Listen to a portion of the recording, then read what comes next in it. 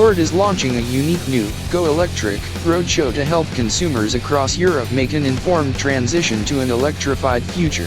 Launching at London's Marble Arch before rolling out to further European markets, Go Electric features hands-on, engaging activities to demystify electrification and inspire confidence in consumers.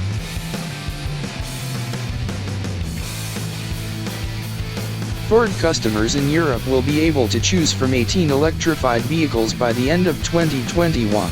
The all-electric Mustang Mach-E spearheads Ford's rapidly expanding electrified vehicle range. The company is promising to deliver electrified options on all future passenger vehicles.